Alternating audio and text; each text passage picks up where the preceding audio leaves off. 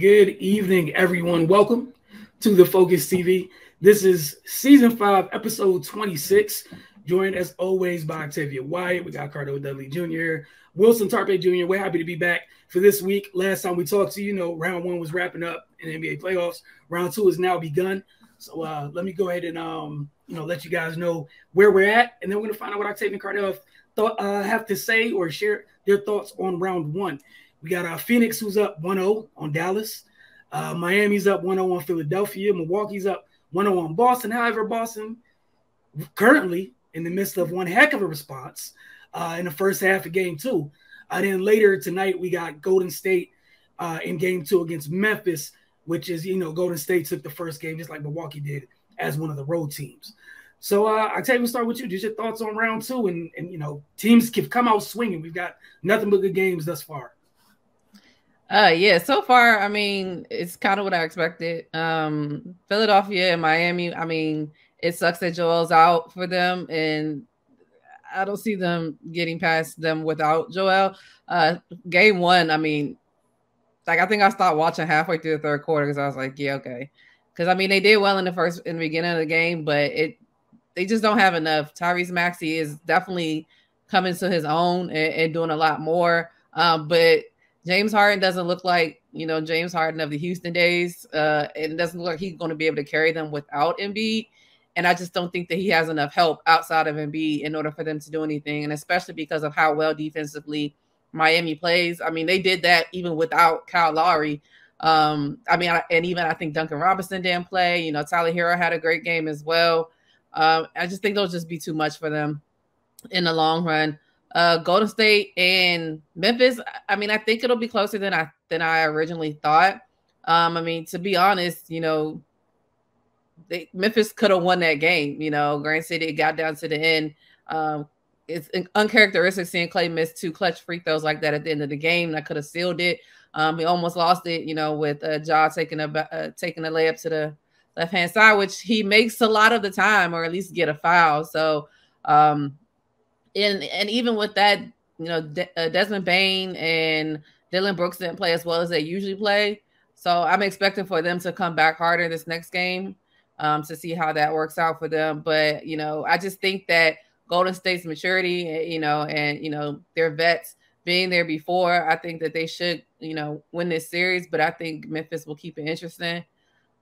Phoenix and Dallas, to me, it's kind of crazy because, Luka dropped like 50 basically, and they still lost.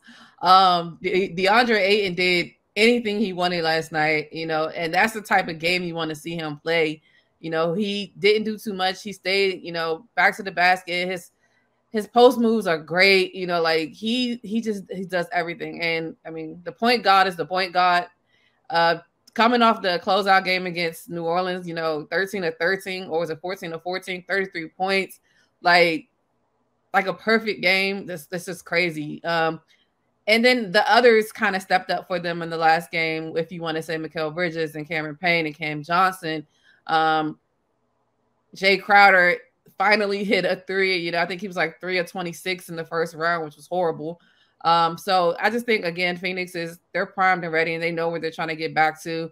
And while Dallas is a good team, you can see how much they struggle with nobody else helping outside of Cleveland. Because I think Cleveland was 6 for 6 or 6 for 7 for threes, and just to know that they did all of that and they still didn't win the game, I just don't think they're going to have enough. But at the same time, Spencer Dinwiddie didn't have a great game, as well as Jalen Brunson.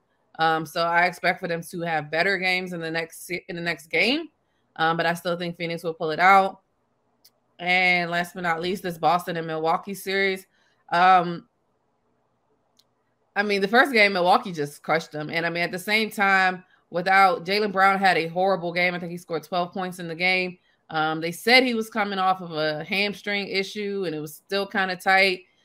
You could definitely see the difference from tonight. I think they say he has 25 already in the first half. They were up 65-40. Giannis had 4 points, which is crazy. So it just shows that Boston has readjusted. They went back in and changed the game plan, and their defense is playing a lot better. And also it's the fact that a lot of the shots that they're making tonight, they weren't making in the first game. You know, Milwaukee's going to give up a lot of threes, and Boston usually makes a lot of threes, but they didn't make a lot of them in game one. It's going to be tough for them without Marcus Smart, who's out with a quad injury. But they're playing well without him, you know. But with him being like the really only real true ball handler for them, it could get a little bit dicey. But as long as Peyton Pritchard, Derek White step up, and Jaylen Brown keep playing like he's playing, and of course Jason Tatum gets in the mix as well, it should be an interesting series. But I mean, Giannis is Giannis. You know, they said that his first game in the series wasn't even a great game, and they still, you know, demolished the Celtics in the first game, and they didn't expect for him to play much worse than he did in the first game, even though right now it's not looking like that. I expect Giannis to be Giannis, and it's going to be hell for them to deal with when he, you know, kind of taps in and gets back to what he's used to doing.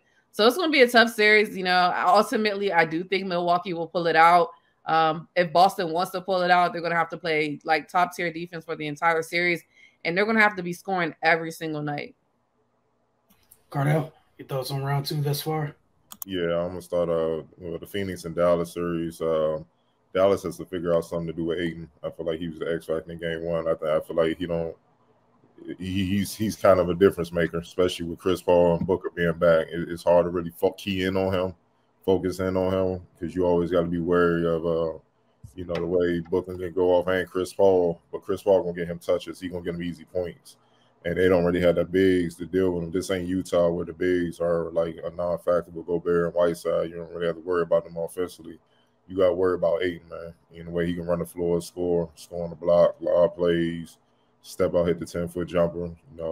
You know, jump hook you to death, either hand over both shoulders. So they ain't go to the free throw line, hit free throws, man. So that's something they really have to deal with. Otherwise, it's gonna be tough, man. You know, Doncic and Booker and Chris Paul, even Brunson, you know, they gonna battle. You know, they're gonna go back and forth, but inside is where it gets tricky. You know what I mean? So they gotta figure out something else about that. Plus, Phoenix has home court, so you know it's a little bit different. As for Golden State, Memphis should have won.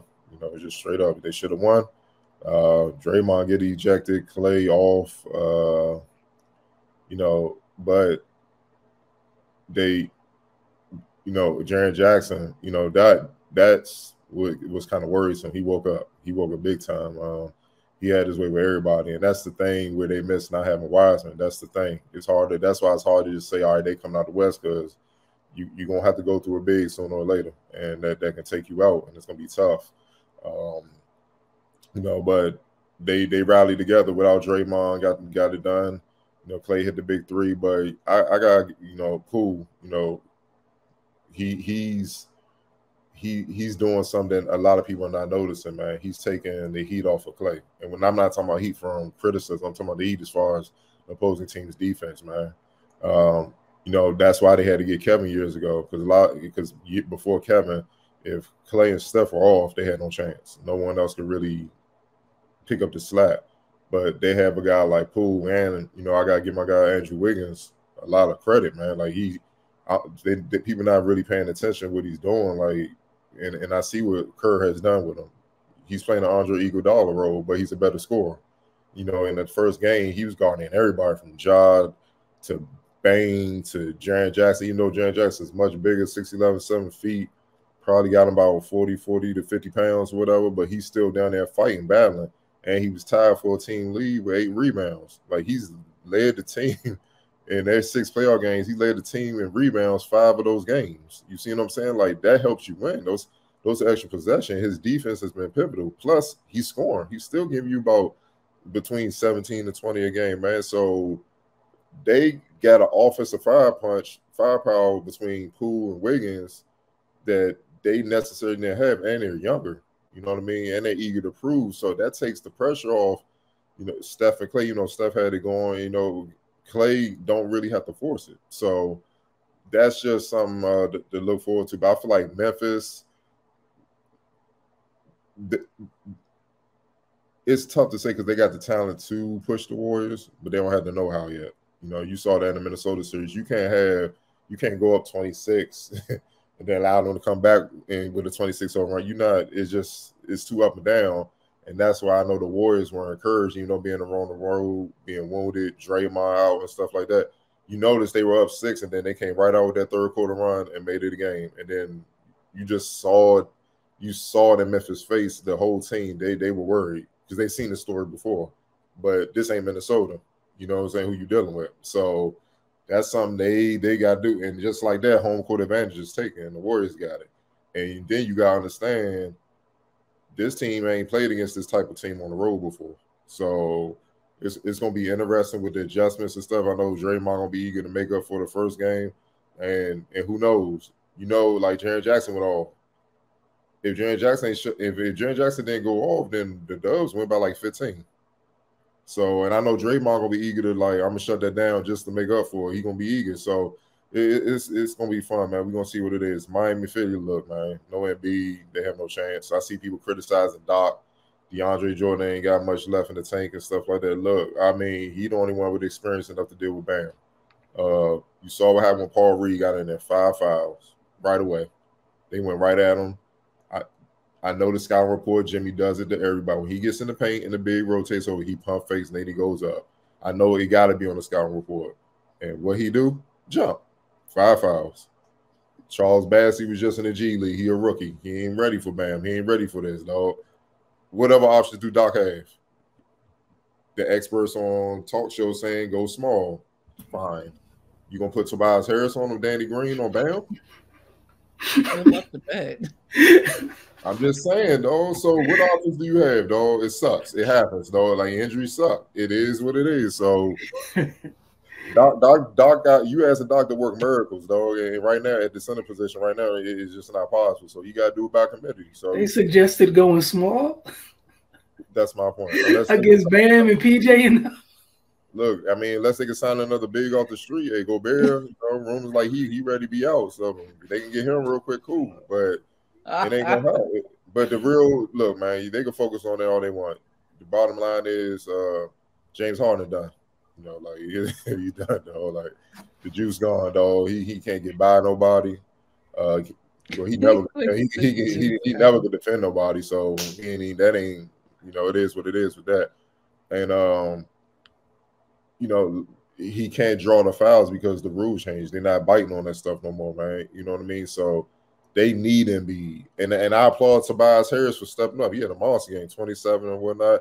If he's doing that and Harden shows a post and then they get Embiid back and he's Embiid, then you might have a chance. You might have a series, but you got to understand who you're dealing with, man. Like, Bam, I don't know why they acting like Bam don't exist. Like, he's not an all-star big man, dog. Like, you just not – even with Embiid, Embiid's going to have to work. He's going to have to work. He's going to have to play defense. So that wasn't an easy win to begin with. So, you know, it is what it is, man. And as far as Milwaukee and Boston, I've never seen Giannis miss this many layups, and that's going through game 1 to now. But that just shows you the length of the Celtics, Al Horford, Tyson, those guys. They're bothering them. And also, I don't like what I'm seeing with the offense tonight, man. They've gone back to the Bucks playoffs last year when they were struggling, just giving Giannis the ball at the top of the key. He's trying to bulldoze. That is not going to work against a good defensive team. It's easy to see you. All I got to do is hold my spot down and just stay in my lane. And then when guys dig down to try to crowd on, it's either going to be a turnover or a charge. You feel what I'm saying? And he's going to frustrate Sean Williams. I feel like the Bucks offense is at its best when Drew or somebody else is bringing the ball up, facilitating, running the show, and Giannis gets to move behind the scenes. It's hard to locate him. That's when he can get easy baskets and whatnot, man. But you're not going to bully the Celtics. Even though they got the biggest bully in the league in Giannis, you're not going to be able to bully them, man. It's just they're not soft. Y'all just going to keep clashing, may the best man win throughout the series. And also Jaylen Brown, man, he just went off. Like that's the reason why Giannis is pressing, because not only is he not shooting well, they going back on the other end, and Jaylen Brown's just torching them. So it's tough, man. And I know people want to say it's like a one. Well, now it's like 1A, 1B with Tatum and Jaylen Brown. Like, nah, dog, this is different. This is a tandem. It's a duo. You know what I'm saying? It's a duo, man, because they both young. They both can do different things in their own unique way, but they're big and strong. You know what I'm saying? Like Tatum more for the bigger wings, like the KDs and whatever, but you got Jaylen Brown for the Jimmy Butlers and the Clays and guys like that, the Chris Middletons and stuff like that. That's a dynamic duo. And whoever has it going that night, like tonight, is Brown's night they feed off of that. Go ahead, get yours. Whereas early in the season, it's like, all right, you get yours, but I still gotta get mine. You can tell they did it all that. So that's why they are where they are.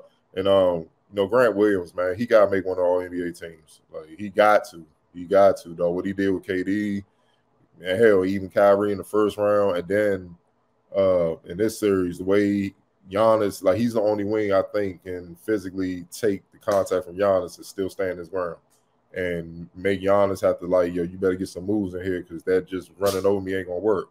He's like his versatility defensively is sick, man. You know what I mean? With the agility to move with point guards and top twos, but still going down there and bang with the bigs, man. It's insane, man. And all these people. Plus, he can spread the floor. He can shoot. You know what I'm saying? So he's the ultimate 3-and-D guy, man. So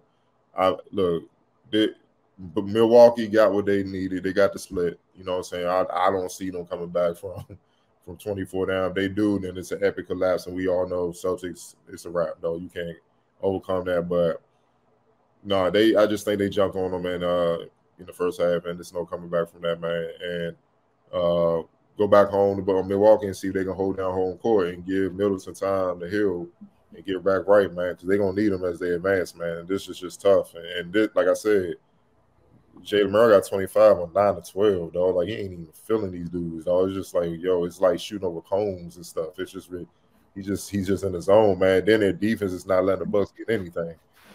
So that's what you have. But, Budenholzer, man, he got to get the reins back a little bit with the offense, man, because this is the offense that had y'all down 0-2 in the finals. And y'all about to lose to the Nets. And KD ain't have his toe on the line. Like, they dodged some bullets to get that chip, man. You got to give them credit. But, nah, this offense ain't going to get it. Just giving it to Giannis and like, all right, like a running back, make it happen. Nah, that ain't going to work, though. So, we're going to see what happens, man. Yeah, and we look forward to what you guys have to say next week on the playoffs. I can only imagine what part of the series we're going to be in next week. NBA playoffs is moving fast. These games are great, and we'll see where things stand. Come season 5, episode 27. That's what next week will be. Gonna take our first break. When we get back, Octavia's gonna talk to you guys about the draft and what went on in her division. She's very happy right now because her team's out here drafting and trading and acquiring and getting better, which means she should be that much more fun come NFL segments, NFC East segments this football season. We're taking the first break of the night. You're watching the Focus TV.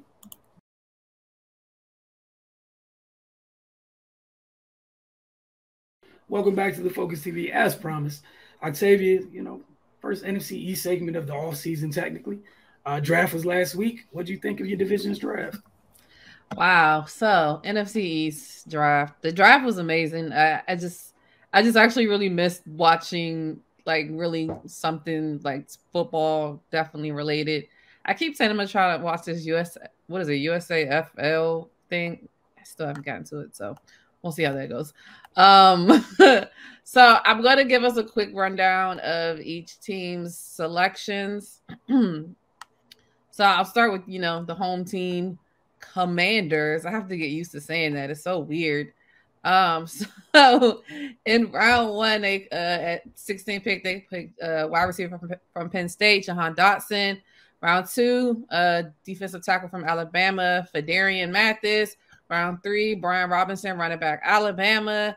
Round 4, safety, Percy Butler from Louisiana. Round 5, they got Sam Howell, quarterback out of North Carolina. They also got Cole Turner, tight end from Nevada. They got Chris Paul in round 7, offensive guard from Tulsa, and Christian Holmes, cornerback, from Oklahoma State. I think it was a okay draft.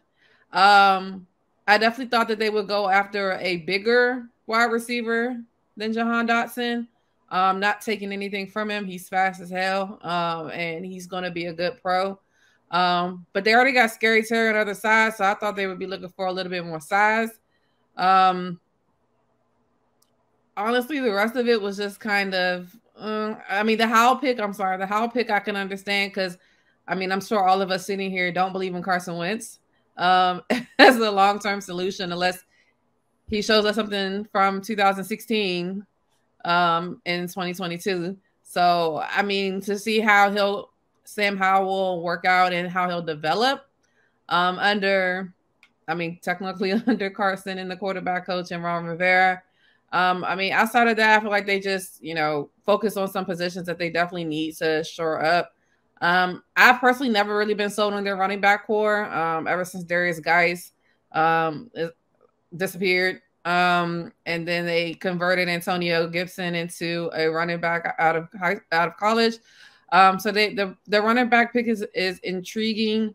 But we all know most of their I can't get my words out. Most of their holes was on the defensive side, outside of the obvious of quarterback, although Taylor Heineke did a great job this year. But just to see they short up their defense a little bit in their offensive line. So I think they'll have I don't think it was an impressive draft haul. I think it was an okay draft haul. I still expect for them to not be the top of the division. But it was kind of an okay draft. Sorry, Commander fans. I'm sure you guys still wish you were the Washington football team at this point. So I'll get into their rivals, the Cowboys. Round 1, they took Tyler Smith, offensive tackle from Tulsa. Round 2, Sam Williams, edge out of Mississippi. Round 3, Jalen Tolbert, wide receiver from South Alabama. Round 4, Jake Ferguson, tight end, Wisconsin. Round 5, Matt, I'm not going to say his last name because I'm getting it wrong. Offensive tackle from North Dakota. Deron Bland, cornerback from Fresno State. A linebacker, Damon Clark from LSU. And John Ridgway, defensive tackle from Arkansas. And in round 6, Devin Harper, linebacker from Oklahoma State. Funniest thing, my dad, everybody knows my dad is a Cowboys fan. And I watched the draft with my dad. And we both just wanted to see each other's face when our team drafted, and sitting there waiting for their 24th pick and listen to all the names of who he would be okay with them getting. And when they said Tyler Smith and he said who, I just died laughing. It was like the funniest thing of it. Like, he named so many more people that Dallas did not. And then even listening to Kuiper talk about him as his highlights were going, I mean, it didn't sound too encouraging. I mean, literally, he was like, footwork sloppy, penalties sloppy. I was just like, okay, this is the number 1 pick. But on the flip side, I've heard good things as far as his tenacity, his eagerness to learn. But it was just kind of weird, the fact that, the offensive line was one of the most penalized offensive lines in the league. And then you add another offensive liner who gets a lot of penalties. I mean, he racked up a whooping 16 penalties in 2021 alone. So it was just kind of weird that that's who they chose. I honestly thought they were going to go for anybody but him, to be honest. I thought that they were going to take, because we know the Cowboys like the glamour picks. Sometimes they pick picks that may not fit into their scheme, but I like this player and that's what I'm going to get. So, I mean, there was plenty of other people. I can't recall the time of who was out there, but there was many people that me and my dad ran off on names of who could possibly be. And I mean, outside of that, I like the pick, but it didn't really stand out. I'll be excited to see how he flows in with them, like how they're able to coach him up. I don't know if he's going to be ready week 1 as a first round pick, but I'm sure that's what they're shooting for. Yeah.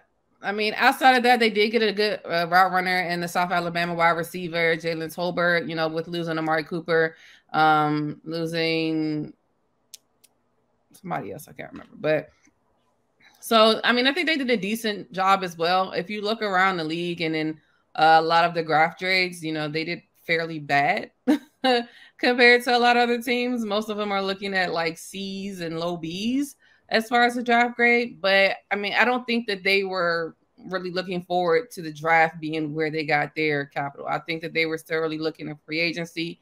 And I think that they believe that they still have a great team wholeheartedly as it is now. So just to see how they'll, even though they lost some key pieces, Randy Gregory, and Amari Cooper, like I mentioned.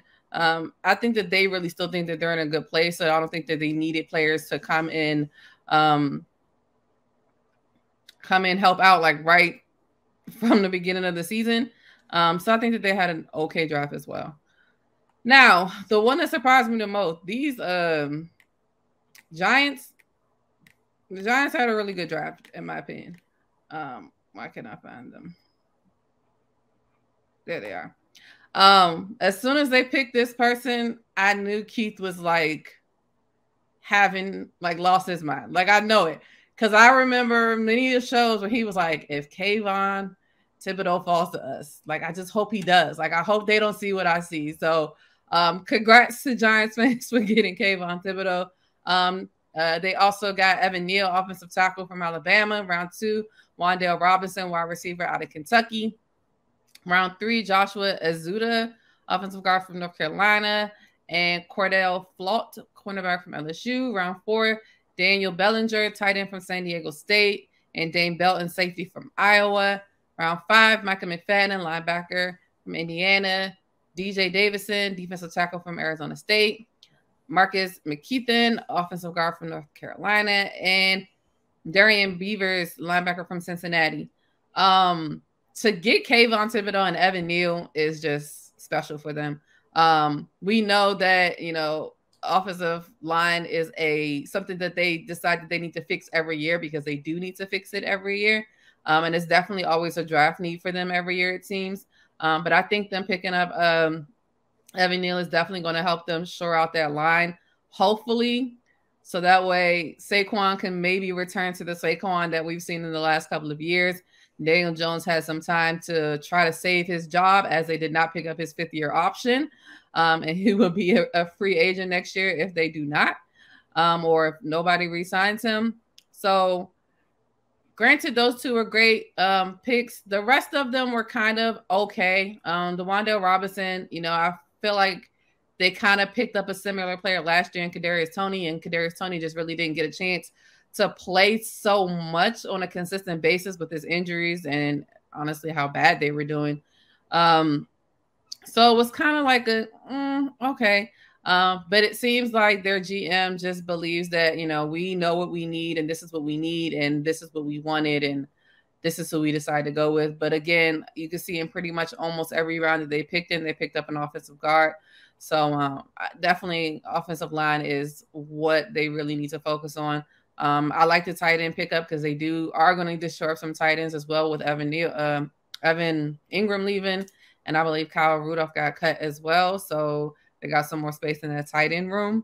So the Giants had a promising draft. It's just the first 2 picks. I'm excited to see them right off the bat and how much. Well, I said the back. I'm not that excited because they play in my division, but for them to see how they work themselves out.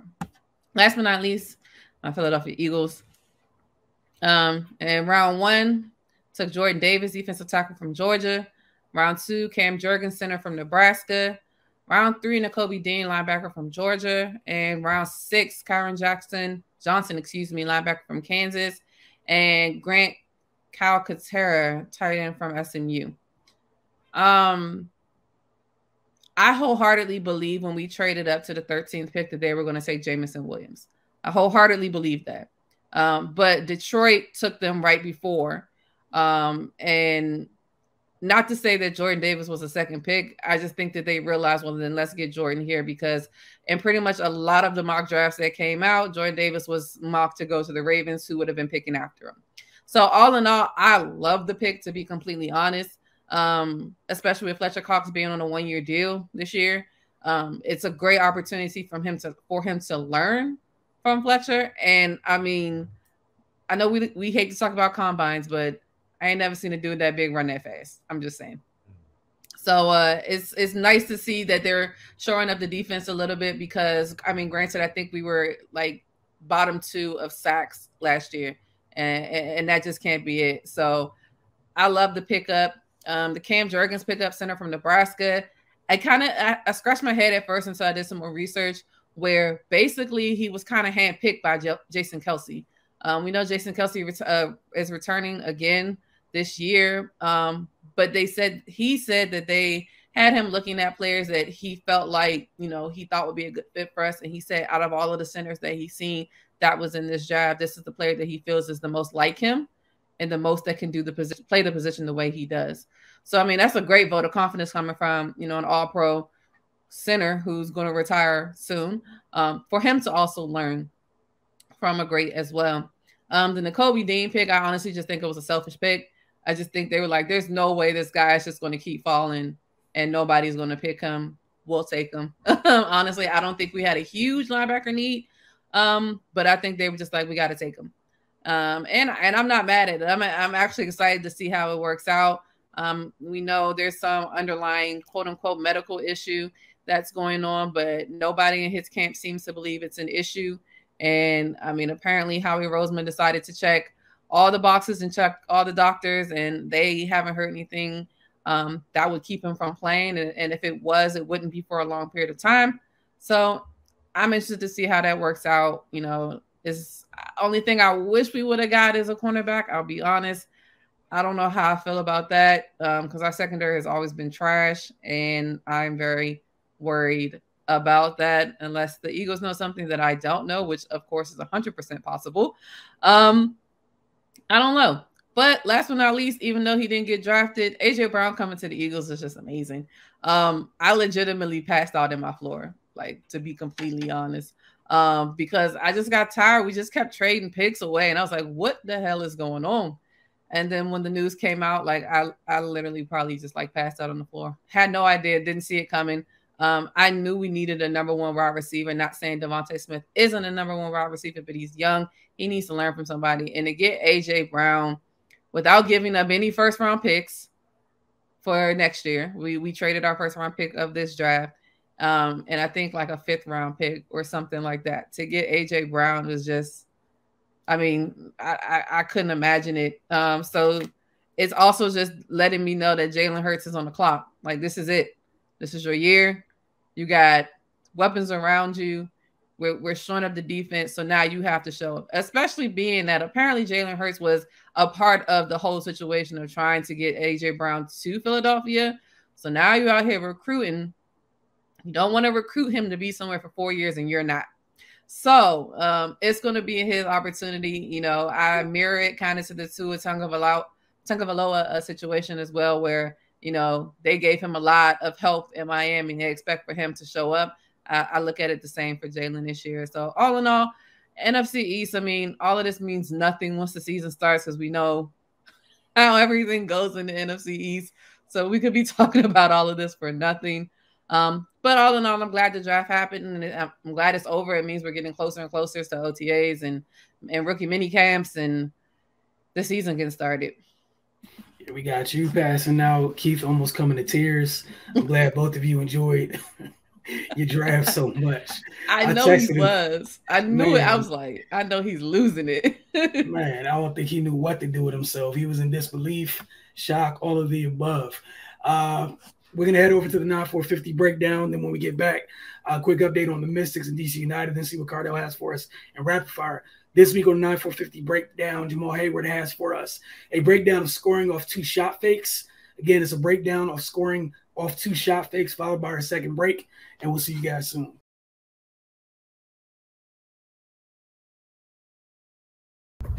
Today we're going to break down scoring options, shots off of 2 pump fakes, going left or right. We're going to be starting from the top of the key.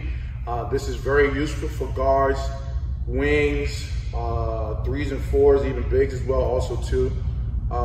Sometimes you may see, players that, may get a little older, speed slows down, athleticism goes away a little bit.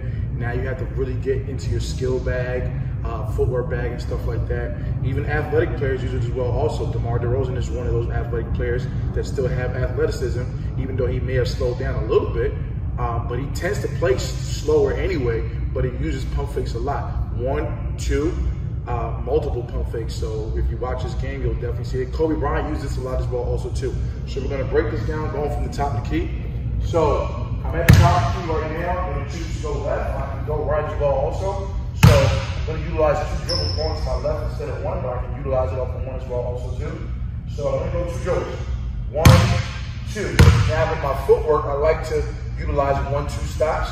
So my 1-2 will be right, left. Hop steps are okay, but I mean, only specific times. Don't really want to use left, right unless we're going to heavy pull-ups, because if you're doing left, right, kind of throws you off balance. So, going into my pull-up here. 1, 2, right, left. So 1 shot fade may work. The second shot fade, you probably get it to lift up, as long as you shot fade correctly, which means shot fade putting the ball above your eyebrows, going into your normal shot, your shot motion, okay? So that second pump fake, as long as they get out of their stance, even if they jump or not, as long as they get out of their stance, that's to your advantage. So now I can fade off 2 feet, I can fade off 1 foot, or I can shot fade, go around, inside hand finish, or short jump shot, multiple options. So I'm gonna show you one of those right now.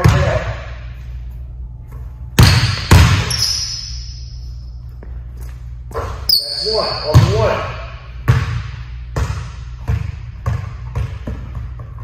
Now I'm gonna go to my right.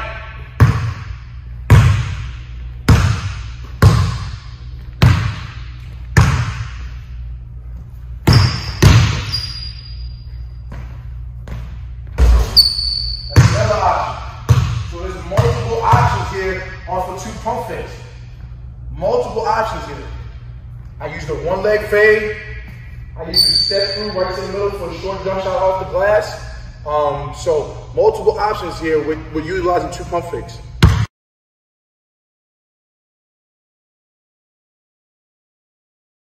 Welcome back from the Focus TV. I want to thank Jamal Hayward for knocking out this week's 9-4-50 breakdown. The Washington Mystics, we're getting the season openers this weekend. Cardell and I were both in the house for their lone home preseason game. They only had 2 preseason games because of WNBA type activities that affected the second game, their third preseason game not happening against Liberty. We shared our post-game thoughts. Get over to our Roku channel. Mystics Outlook is available. It is up there, and we're going to have many more of those after each and every game. Cardell looking forward this weekend into the season opener. They'll be hosting the Indiana Fever. What is it you would like to see going into this year? We know they're not going to be at full strength to start the year. Elizabeth Williams still hasn't hit U.S. soil yet, but the type of start you would like to see them have. Just make it to the first game healthy. Let's start there. No more setbacks injury-wise. The guard play. We all know the Fever. They were nasty last year with the guard play. Now you add Destiny, South Carolina, get even deeper. So it's going to be interesting to see how, the guard play, obviously their guard play with the Mitchells and, Destiny and, versus Cloud, Atkins, and Rui. It's going to be interesting because against the Fever, you have to win that battle to beat them. You know what I mean?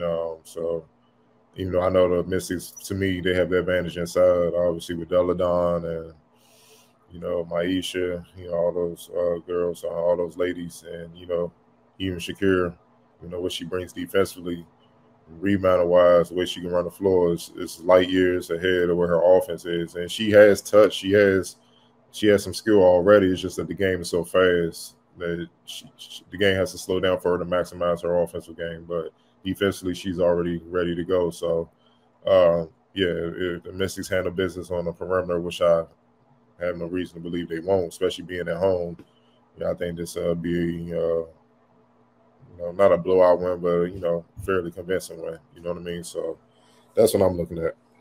All right, and then keep in mind the season opens on Friday. Then their second game of the season is 2 days later. Their first road game will be in Minnesota. So we'll see you guys from Mystics Outlook twice this week. And again, still getting back in the habit of being back in arenas and the normal, pre-pandemic routine that we had, but very happy to be back. DC United update. The Columbus Crew snapped their winning streak of late with a 3-0 victory over DC United. They scored their first goal in the 28th minute off a set piece. Pedro Santos beat Kempton with the laser of a free kick to the far post. Their second goal, also in the first half, Josh Williams found Derek Etienne Jr. down the left flank. He brought the ball down, beat the keeper to go up 2-0. Their final goal was highlight worthy just as much as the first one was. Darlington Nagbe off a set piece. Tell me how many times you've heard this before. Set piece, DC United gives up a goal.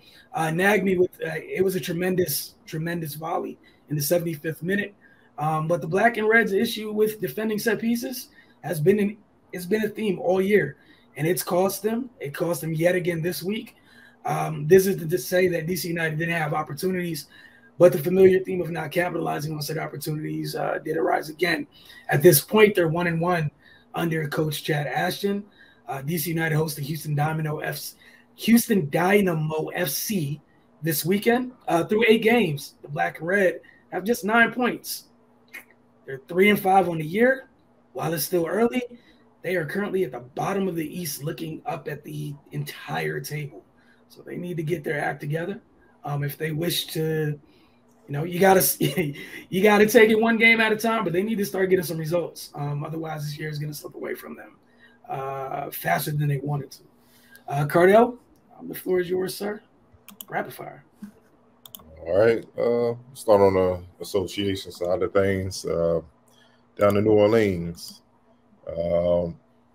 Zion Williamson, when asked if he signed a contract extension, he said, of course, I couldn't sign it fast enough. But lead executive David Griffin, via Christian Clark or NOLA.com, said, obviously, that conversation is going to be one that will be a challenge. When it's time to have that, we'll have it. And right now, what we're focused on is him being healthy and being in kind of elite condition to play basketball, and we'll start there. It doesn't sound like New Orleans will just offer Williamson, just here you go, a fully guaranteed max extension, which projects to be worth $182 to $195 million over 5 years. More if Williamson obviously makes an All-NBA team next season.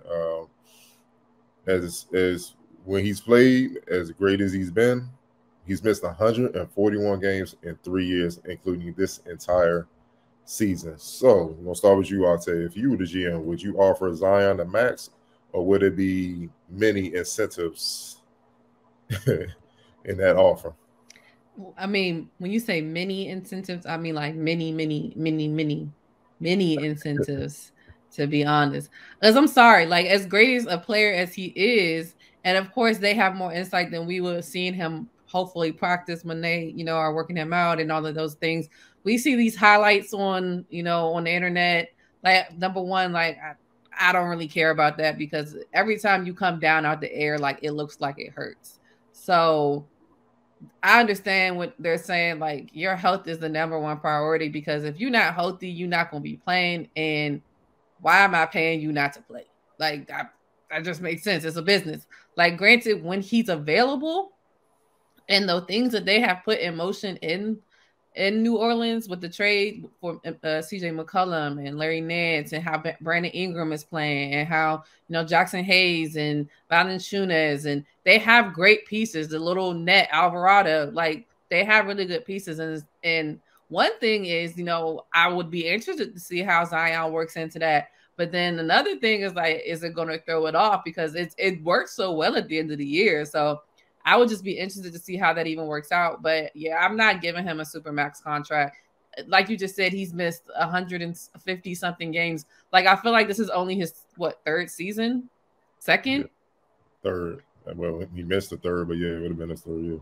Exactly. And I mean, so it's giving real Greg Oden vibes, and I need to see him playing for a consistent period of time, to be completely honest. Like, I can't substantiate them giving away that type of money for somebody who could possibly never be on the court. Wilson? Yeah, I don't know. Obviously, we'd love to keep him around, but that would have to be NFL type incentives. I mean, like pretty much almost on a game by game basis, because again, like you said, that's a large number of games to miss in 3 years. So I could understand the organization, taking their time about that decision. Honestly, I get that. Obviously, there's a side of it where, what if you trade him and you nurse him back to health and he's good from here on out for somebody else?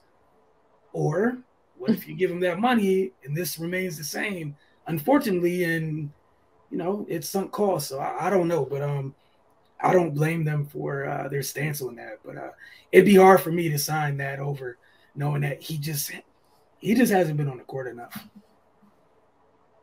Yeah, for me, it would definitely be incentives, man. Like I need you at a certain weight. It's a percentage of that of this money that's going to be taken, a big chunk of that, and I need you to play X amount of games. So it's another big chunk of that that's going to come out. It's sad that a lot of these players aren't disciplined enough to be professional, handle their businesses. Like everybody have their weaknesses. You might be a thin player. You need to keep weight on so you won't keep getting hurt. You know what I'm saying? It may be reversed with a lot of players. You got to do what you got to do. I think these guys, man, they get so caught up in a bubble, man. You don't realize, man, you don't got as much time as you think, man. Like it's like you blink and it's over. Mm-hmm. I always use us. I don't like using other people for example. We come in, first time coming to the league, it's John Wall's town. It's his team and everything. Gortat, Otto Porter, Brooke, Ernie, ain't none of them here no more. Like it's nothing. But it's only like 6 or 7 years later. It changes quick, man. It's the league, man. And then his people's got to understand they made a run this year in the playoffs. They pushed the #1 seed a little bit. You know what I'm saying? Mm-hmm. Brandon Ingram came into his own. If anything, it's his team now. CJ done came down. You see what I'm saying? They got a young nucleus with Jackson Hayes and Herb Jones and those guys. All they got a young nucleus where they gonna keep building, man. So they can go either direction. I know that's what that's the indirect message he's sending. Like, yeah, we gonna have some talks, dog. Like, you cool, but hell, you ain't did us no good. You ain't been on the floor. So what we missing? Like, we accomplished something without you that we were hoping you would lead us to. So, man, I don't like these dudes, man. But what this also speaks to, and for me, that CBA coming, yeah, it's gonna be real. All this player empowerment, that shit gonna get shut down. Ain't no more empowerment. Y'all done effed it up. Like, we empower again. So you ain't playing, ain't no money. We take half that contract.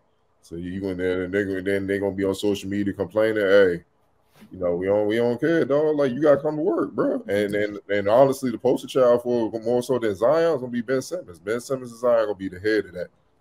They're gonna be at the front for that, the front of that. Like when they have meetings and when they have those deals, it's gonna get real. And players can buck all they want. For the owners, this is just their hobby. They get their money elsewhere. They're gonna be fine. These players can be like, all right, man, we gotta get back to the court, dog. Like, I ain't got LeBron money. I need it. So it's gonna get dire, man. But Zion is a great talent, man. But it's just past time for him to become professional, keep his weight 240, 250, and do what he do, man. You know what I'm saying? So we're gonna see how it go. Gonna take it to the WNBA side. Good news. Well, yeah, better news, but not the news we want to hear in this situation. The Biden administration has determined that WNBA star Brittany Griner is being wrongfully detained in Russia, meaning the U.S. will more aggressively work to secure her release even as the legal case against her plays out. The State Department said earlier today, Tuesday, the U.S. government will continue to undertake efforts to provide appropriate support to Ms. Griner, the department said. Griner was detained at an airport in February after Russian authorities said the social bag revealed vape cartridges containing oil derived from cannabis. Since then, U.S. officials had stopped short of classifying the Phoenix Mercury player as wrongfully detained and said instead that their focus was on ensuring that she had access in jail to American consular affairs officials. Now, the U.S. officials have shifted supervision of the case to a State Department section, the Office of the Special Presidential Envoy for Hostage Affairs, that is focused on negotiating for the release of hostages and other Americans classified as being wrongfully detained in other countries. A consular officer did visit in March. Brittany has been detained for 75 days, and the expectation is that the White House do whatever is necessary to bring her home. Griner's agent, Lindsay Kagawa-Kola, said. The president of the WNBA's Players Union, Nneka Nwumike, noted in a separate statement that it has been 75 days that our friend teammate sister Brittany Griner has been wrongfully detained in Russia. It is time for her to come home.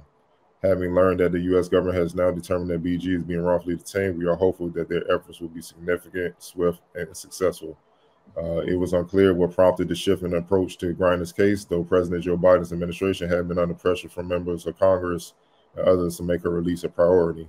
Meanwhile, the WNBA announced Tuesday that it will honor Greiner with a floor decal and follow the Mercury to pay her, and allow the Mercury to pay her without it counting against the team's cap.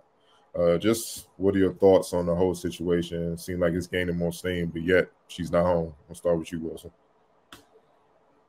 I'm happy it's trending in the right direction, but I need this to have happened yesterday. One, it shouldn't have happened. So she's been over there for forever. Obviously, we all want a resolution. We all want the resolution, the correct resolution, as soon as possible. I'm happy that, the government's finally got involved, but and just hurry up and bring her home, man. Like, that's crazy. I remember her talking last year, just, issues she's dealt with mentally and everything else. Like, this cannot possibly be good for anybody right here, what she's going through right now.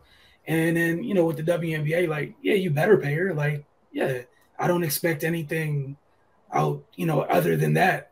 It's not her fault she's not here. She's been, this is something she's been doing, over the past 5-6 years of her career on a regular basis, playing the WNBA, you go overseas, playing that season, you come home. I just wanted, Cardo, you've been saying regular basis, just bring her home, man. Bring her home as soon as possible.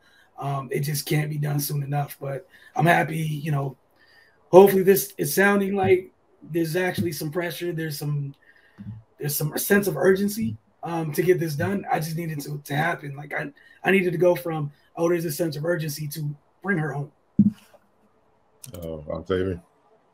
Yeah, I mean, I knew it had been a while, but to actually hear 75 days is just ridiculous. And when they say they don't know what the shift is, we know what the shift is. The shift is that they just recently got somebody else released. And it's another situation where a Black person, in my opinion, just isn't that high up on their list of priorities. And don't let it be a Black woman too, that is making money overseas and is huge and is different and it has a wife and all these other things, but none of that should even matter. The fact is that she's been wrongfully detained this entire time. So I don't know why it's taking them 75 days to decide that. And even if she wasn't detained wrongfully, she's in Russia in the middle of a freaking war. Like, this is crazy. So I am happy that it's taken whatever it is taken for them to actually pay attention to it and give it the attention it deserves and get her home. I don't understand how much harder it needs to be. Granted, I'm not a politician or in the government, so I don't know the ins and outs of everything, but it needs to be a priority. And I know it was said that for fear of any type of retaliation against her, that some of her WNBA sisters were told not to talk about it out loud. But at this point, we need to talk about it out loud. It should be talked about every single day until she's home. I mean, no doubt bring her home, but I see why they was keeping it low key, because Russia don't play. You know what I'm saying? They get her up out of there, and I mean, really make an example out of her, because Putin not playing. That's what made it delicate, man, because it could have escalated with the war, and we jump in, then what? You know what I'm saying? So they want to keep her safe as possible. You know what I'm saying? Because even homies that played over there, I mean, they talk about the Mo Creek, but that stuff been going on before. Like, dudes not getting paid, they owned by Russian mobs. What you gonna do? You gonna go on the GM office and buck? That might be your last visit. You know what I'm saying? And nobody will find you. It's just they don't go by American rules, and people that don't understand what's going on outside, America, who think the end all be all is their bubble, they don't pay attention. They don't understand what it is, man. So I just feel like, honestly, she was kind of made an example of, because that's when she got arrested, that's when things were popping off over there. So, they just look for a reason to keep her. But I think the reason why the pressure is on, because the season about to start, and that's going to be gaining a lot of headlines as the season progresses. That's going to be one of the first questions whenever the Mercury play. What's up with Greiner? What's up with Greiner? What's up with Greiner? And the powers that be down in Capitol Hill, they don't want to get on TV and just see that all day circulating, because then, yeah, it's going to get real. And they human. They're not immune to it, man. You know, they're decision makers for the country and really the world. You know, they keep hearing people asking about certain things. It get to them too. Like, you think about it, even when they go out for lunch. Yo, you the congresswoman? Yo, what's up with Brittany Griner? WNBA season, you know, fans, they straight to the point. WNBA fans strong too. You know, what's up with Brittany Griner? When y'all gonna bring her home stuff? So that you like just do the right thing, get her home and take it from there, man. And I mean, just bring her home. I'm not even worried about basketball. Like, I would say this: it should be her choice if she want to play or not. Because maybe this might be a refuge to get her mind back. You know, like, man, get my mind off what I just experienced. Just get back to playing, get back to some normalcy. That might be her decision, or it might be like, I'm gonna chill, give them my family, and just chill with them for the season. It might be that. And then also the WNBA need to start. Either start another league, extend the league where they don't have to go over there no more. Like, it's just facts. Like, and the reason why they go to Russia, because Russia is one of the most highest paying countries. Like, they get bags over there. So I don't think many will go now ever again, but it is what it is, man. So one more question. Yeah, we gotta, this is funny. Trippin' Pippen, Scottie Pippen, Hall of Famer, you know, 75th anniversary team, 6-time champion.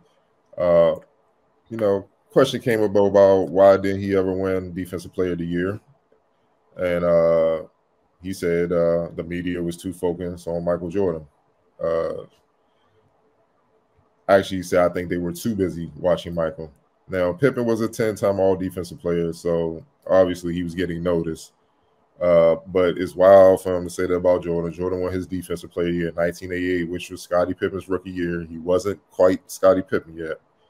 But when Pippen emerged in, like, say, 90, 91 and on throughout the 90s, all the players that won defensive player of the year were Dennis Rodman, who won it twice, David Robinson, Dream Olajuwon, Dikembe Mutombo, Gary Payton, and Alonzo Mourning. So those were the guys really in his way once he emerged. So just what are your thoughts on Mr. Pippen? We'll start with you, Octavia. I just want Scottie Pippen to just embrace being Scottie Pippen. Like you, it's okay to just be Scottie. Like, you don't have to be Jordan. You don't. It's okay. We love you as Scottie. Like, I don't understand why. And granted, I don't know how the interview started. Maybe somebody asked him a question. That's fine. But like, it's giving real weakness. It's just giving real weak. It's giving real weak. Like, sir, that was like my whole life ago. Like, you can't still be holding on to this pain and this anguish. Like, you gotta let it go. And I don't know if he ever will. And it's really sad. Like, come on, bro. Like, I don't even have words. Wilson. The most adult response is that he played in the era of a golden era of centers. That's all I have for Scottie. There are very, very many talented centers in the league that you played in, and somehow you ignored all that to go talk about Michael, even though you, like Cardell said, you were far from Scottie Pippen, 10-time all-defensive team Scottie Pippen, the year that Mike won that award. However, again, you played in a golden era of big, sir. That's all I have. Yeah, man, Pip he don't even understand directly, because he's really aiming at Mike. He's just validating everything people have said about him. You just making you ruining your own legacy as you keep doing this. And the thing is that makes it worse, man. Mike don't ever say a word. He don't even acknowledge it. It's no publicist. It's nothing. He's at his golf course doing what he do, man. He not even giving you any energy. You coming off, I hate to say it, no disrespect, he's coming off like a bitter female, like just constantly talking. That's why I said it's weak. Just like, bro, let it go, man. And and it's weak because he held all this in for all these years. So now you look fake. I'd have respected more of you as direct the mic when you was there. And you look, and it just shows a trend of weak moves that you've exhibited throughout your career to now. Like, Mike was at the top 75. Why didn't you show up at top 75 with all that drama? Man to man, let it, come on. No, you was on a little Zoom call just waving with the suit on looking, like, come on, bro. Like, man, bro, it's just, man, that jealousy shit crazy, man. And the thing is, you got a lot. Like 95% of NBA players in the history of the league would love to have your resume and their status. Like, I don't get it, man. But dog, yeah, bro, just let it go, man. And the Last Dance wasn't even that bad because he could have really went in. Like, he could have really went in. There's some stories that he left out. He spares you, dog. He really spared you, and he's still sparing you. Because he can go there. You know what I'm saying? Stuff floating around on social media and stuff like your son is an NBA draft prospect. Why ain't you focus on that? Making sure he's straight. Maybe you are, but why ain't you speaking on that? Why are you still speaking on another man's name? That's and it's just pathetic, man. And like, dog, when the Last Dance come out? Like, was it last year or the year before? Like 2 years ago. It came out like peak pandemic. So we're going on like 3 years from it, man. Come on, man. Like, let that joint go, dog. Like, man, it's literally 3 years from it. It's just old, dog, and it's sad, man. You're not gonna win this battle, dog, because and Oakley pretty much spoke for Mike indirectly, like, yeah, I don't think they're gonna be friends after this, man. That's really him giving you the message, like, Mike don't want to you anymore. So you calm down off the emotion, stuff like that. Don't come back. You can't even get access. As Charles. So it gets real, man. But you just validating why he is who he is and why you were number 2. Because look, every time he get his way, look throughout his career. I mean, Tony Kukoc. I ain't going in the game. The most cardinal sin thing you can do as a player, as a teammate. Because he getting the last shot. So that should have told you then it was something. And now we know he was just jealous because Mike got all the shine. So it is what it is, dog. Shout out to Scotty, man. May he find some peace because I'm about sick of hearing and y'all need to stop talking to him, please. Right, stop interviewing him. Man, but I get it because it's going to do numbers because he's definitely going to give you something. Bro, I can only imagine draft time if his son drafted. Man, what you think about your son being drafted? Michael's son never got drafted. Man. That would be hilarious. Man. I'll be like, dog, cut this joint off. Cut this mic off, dog. And the sad thing is you can't even, like, we joking, you can't even rule that out. How he's been moving, you can't even rule it out. Like, and then you know Mike gonna be petty, post a picture of his son in the lead jersey with his logo on him, like, because he sponsored the lead jersey. Like, that'd be funny if Jordan draft his son, like, yeah, Pippen gonna have to see me now. He gonna have to show up. Like, that actually would be hilarious. He'll watch the games on Zoom. He ain't going to that arena. Oh. Dude, hey, look, that is one heck of a prestigious thing that you just did not show up to. That's 75, that top 75, NBA 75. That's one heck of a thing to miss out on. Ain't nothing else been going on. You've been talking about want my respect, but you didn't show. And he ain't going into, I don't even know the name of Charlotte's Arena, but he ain't going to go. I think it's Spectrum Center. Man, he ain't going there. I don't even know if he's going. If he even, he probably doesn't even take flights that stop through there. Just on the off chance, man. Want to thank y'all for spending time with us this week. We look forward to speaking to you next week. Obviously, next week have some more updated Mystics action, as they would have played 2 games by the time we talk to you next week. NBA playoffs would have advanced just a little bit further in the second round. We'll see DC United bounces back. But don't forget, you can catch the show every week on our Roku channel on your Roku television or device. All you have to do is type in the search box, the Focus TV, search, add channels, that easy. And Friday nights, DC TV, 10 p.m. If you live outside the city area, all you got to do is get to dctv.org. You can watch the stream there, or just hit dctv.org to see when the show replays throughout the weekend. Y'all have a great week. We'll see you guys soon.